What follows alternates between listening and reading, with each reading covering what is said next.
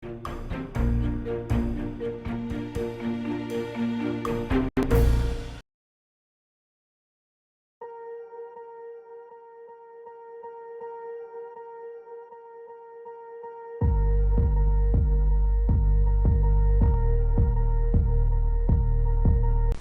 반갑습니다. 12월 6일 화요일 마감 시간입니다. 자, 시장이 조금 어려운 모습을 보였네요. 네, 코스피가 더 많이 빠졌어요. 1% 하락을 했고요. 코스닥은 1.89% 하락했습니다. 자, 이제는 내일 반등이 나온다 쪽에 베팅을 해야 될 것 같은 느낌인데, 시장 상황이 약간 변수를 좀 많이 가지고 있어가지고, 내일 오른다, 이거는 확인하고 대응하시는 게 유리할 것 같긴 합니다. 일단은, 현재 수급에 대한 내용들이 만기를 염두에 둔 수급 변화였다라면은 2400포인트 이상으로 맞춰줄 생각이 많을 것 같아요. 그래서 내일 반등, 네, 그렇게 진행이 돼야지 일단은 풀이가 좀 될 것 같거든요. 그래서 이거는 좀 차트 보면서 설명 좀 해보도록 하고요. 자, 수급은 약보합 관망입니다. 약보합세, 즉 매도가 살짝 나왔는데 그건 대체적으로 이제 큰 규모가 아니기 때문에 관망 흐름이 이어졌다라고 판단할 수 있는 부분이거든요. 여기서 본다면 시장이 이렇게 과도하게 빠진 이유가 없는데 라는 느낌까지 들 정도예요. 그러니까 아무래도 이제 지수만 건드리는 것이 아닌가 이런 판단이 좀 되는 모습이고요.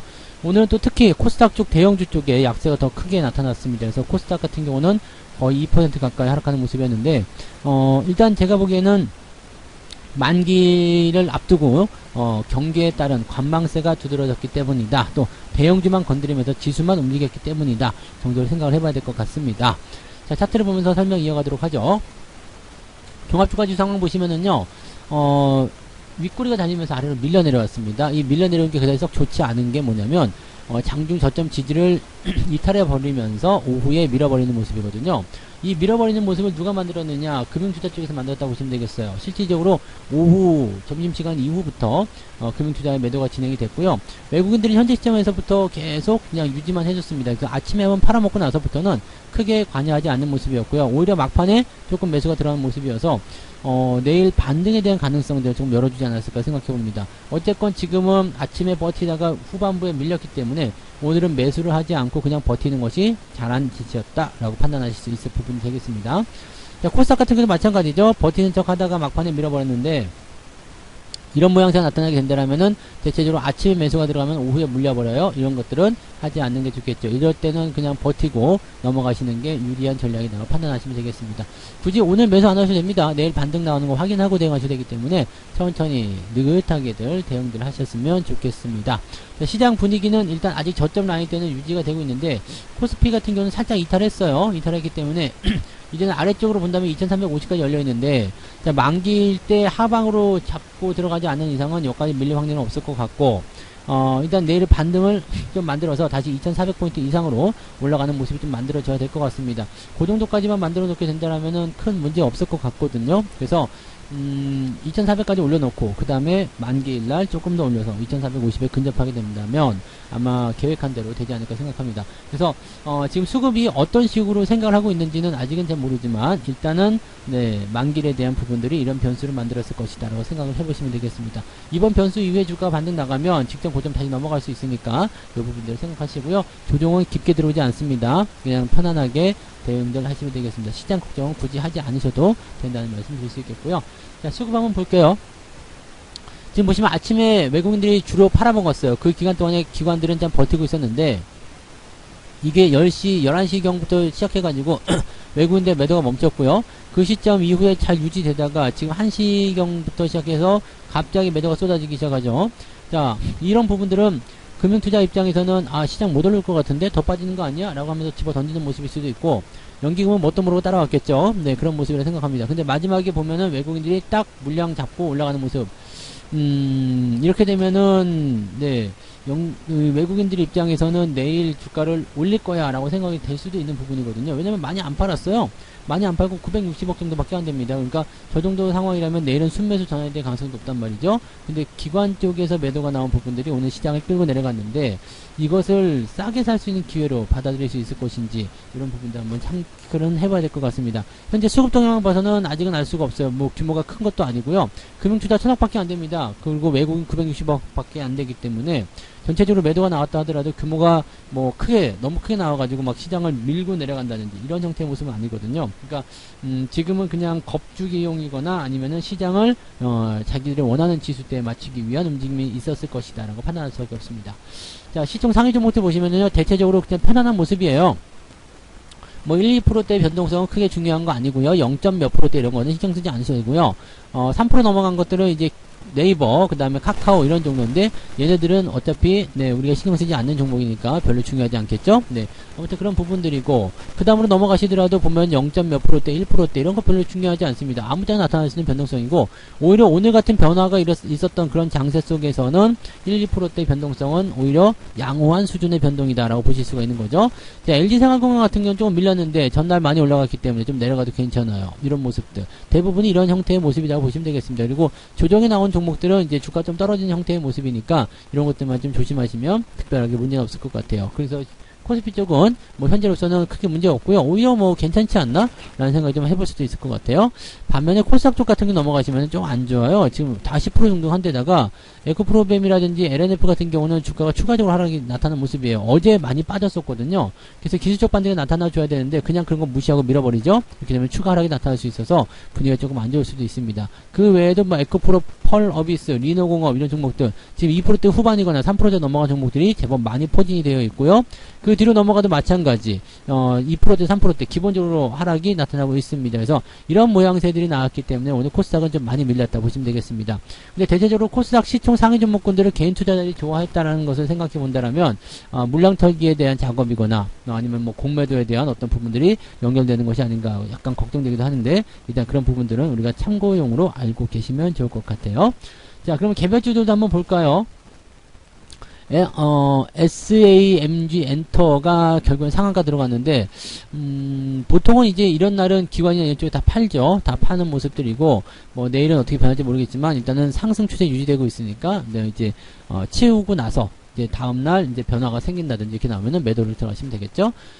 유니드 BT 플러스, 위니아 에이드까지 급등세를 보여주는 모습이었고요. 금비 이런 종목들 시총이 좀 작아요. 시총이 작은 종목들이 오늘은 강세를 대부분 보였다라고 생각하시면 되겠습니다. 뭐 그런 정도고요. 특이사항은 없습니다. 그리고 10% 넘는 기업들이 그렇게 많지 않은 모습들이고요. 그래서 그런 부분을 생각하시면 되겠고, 오늘 상승 포지션에서는 1.6% 정도가 상승의 상위권이다라고 보시면 되겠습니다. 300위권 안에 들어가 있는 모습이고요. 하락률 같은 경우는요, 아우딘 퓨처스 하한가가 없네요. 시장이 많이 내렸음에도 불구하고 하한가가 없어. 그리고 13%대가 가장 많이 내린 거야. 와, 이것 봐라 라고 생각이 좀 들죠. 많이 안 내렸어요 라는 우리가 판단을 좀 내릴 수 있는 부분이 좀 되는 거예요. 그러니까 이렇게 된다면 이거 괜찮은 거 아니야? 라는 느낌을 좀 생각해 볼 수 있는 부분이 좀 되겠죠. 그리고 밑에 쭉쭉 내리면 근데 그 약간 뭐라고 할까요? 균일화되어 있다 봐야 되나요? 주가 하락률이 제법 많이 나와요. 그래서 지금 하락을 쭉 해서 보게 되면은 4%대까지 내려갔습니다.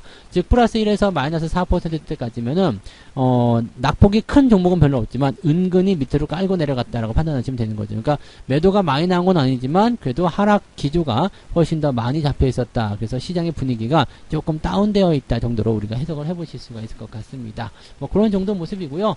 자, 매매동이 한번 보도록 하죠. 기관들이 무슨 일을 했는지 한번 봐야 되겠습니다. 기관 쪽에서는 LG전자, 이마트 이런 것들 매수가 들어갔어요. 오늘 같은 날 괜찮은 종목들이죠. 특히 이마트 7%대나 올라가면서 99,000원 기염을 토했고요. 현대중공업, 현대로템 등등등 움직임들은 이렇게 잡혀 있습니다. 삼성전자 오늘도 올랐나요? 이제 살짝 꺾이는 것 같죠. 아무튼 이제 그런 모습들이고요. 삼성전자 매도가 들어갔어요. 하나솔루션, LG에너지솔루션 기관들이 요즘에 계속해서 팔고 있는 종목 중에 하나입니다. 이런 쪽에서 2차전지 쪽 관련해서 쭉 매도가 들어갔고요. 근데 뭐 고퍼스 쪽 매수가 들어온 게 없네요. 그죠? 고퍼스 쪽 매수가 들어온 게 없어요. 여기 코덱스 인버스 하나 있고요. 고퍼스 매수가 없어요. 없어요. 뭐 약간씩 있긴 있는데 규모가 많지 않기 때문에 크게 중요한 게 아니고 이쪽 위로 들어가는 게 없어요. 레버리지는 팔았는데 고퍼스 쪽은 아닙니다. 그러니까 시장에 대해서 아직까지는 잘 모르겠다는 판단이겠죠. 그리고 레버리지 판 것도 실제적으로 물량적인 부분은 그게 많지 않다는 거 참고해 본다라면 시장에 대한 어떤 부담감 이런 것들은 조금 내려놓고 있는 것이 아닌가라고 생각됩니다. 금융투자 같은 경우는 어땠을까요? 매수한 게 LG노텍, 코덱스 200 얘네들은 또 상승적으로 좀 보는 게 좀 있는 것 같아요. 그죠? 인버스 쪽 매수가 좀 있긴 합니다만 시장 상승적으로 좀 보고 있는 것 같아요. 그 다음에 매도는 삼성전자, 하이닉스 이런 것들인데 레버리지도 같이 팔았고요. 그럼 뭐지 도대체? 도대체 뭐야 이거? 라고 생각이 될 것 같아요. 일단은 하락 쪽도 아니고 상승 쪽도 아니고 그냥 지켜보자 라는 식의 느낌일 것 같아요. 물량도 많지 않잖아요. 자, 외국인 한번 넘어가 볼게요. 외국인들은 곧버스 매수가 들어왔네요. 외국인들 입장에서는 주가 더 떨어질 거다라고 베팅을 하고 있는 모습인 것 같기는 합니다. 그리고 레버리지를 갖다 팔았어요. 근데 규모가 달라요. 곧버스를 사들인 것은 규모가 큰데 레버리지 팔아먹은 건 규모가 작다. 고민해볼 필요가 있겠죠. 삼성전자 지금 1,000억원대 순매도가 나타나면서 대부분 압도하고 있는 형태의 물량을 보여주고 있는데 매수 같은 경우가 더 많죠. 자, 지금 삼성전자 제외하고 나서는 그렇게까지 많이 팔아먹은 게 네이버, LG이노텍 정도인데 지금 매수 같은 경우는 SDI, 포스코홀딩스, LG화학 등등 해가지고요. 언뜻 보더라도 매수가 덩치 면에서는 더 크다고 보실 수 있겠습니다. 삼성전자가 워낙 크게 잡혀있기 때문에 이쪽에서 매도가 나오는 것이 주가를 다 끌고 내려갔을 거라 생각할 수 있는 부분이겠죠. 그렇다면 시장은 나쁘지 않다라고 우리가 해석할 수가 있는 부분이죠. 삼성전자 하나로 주가의 포지션을 이렇게 결정할 수 있는 상황이기 때문에 얼마나 데리고 놀기 좋습니까? 삼성전자 팔아가지고 주가 떨어진 다음에 시장도 같이 가라앉히고 그 다음에 다시 삼성전자 밑에서 사가지고 다시 끌어올리고 그리고 돈 벌어서 팔아먹고 야 이런 거 아무튼 뭐 그런 식으로 가고 있을 거라 생각합니다. 그러면 더 확실해지죠. 이제 만기를 앞둔 시점에서의 이런 지수 변화를 만들고 있었던 부분이었다. 자, 그러면 종목들은 별 문제는 없을 것 같아요. 크게 밀리지도 않았고요. 변화가 그렇게까지 크게 심각하게 나타난 부분 아니기 때문에 여유있게 보유하시면 되겠습니다. 이 구간만 지나가면 되겠죠. 네, 다음 주부터는 CPI, FOMC 있으니까 거기에서 긍정적인 이슈만 끌어내면 됩니다. 그러니까 이번 만기만 12월 7일, 12월 8일까지 해서 만기만 잘 넘기면 될 것 같습니다. 그냥 아직은 뭐 느긋하게 대응하셔도 되니까요. 너무 서두르지 않으셨으면 좋겠고요. 추격 매수 절대 금지하시고요. 종목은 항상 아래쪽에서 그 다음에 추세가 돌려질 때 또 상승하기 시작했을 때 그럴 때 대응하시면 좋고 가급적이면 상승 추세 전환된 종목들은 최대한 빠르게 매집을 해 놓으시는 것이 유리하다는 거 말씀드릴 수 있겠습니다. 오늘도 고생 많으셨고요.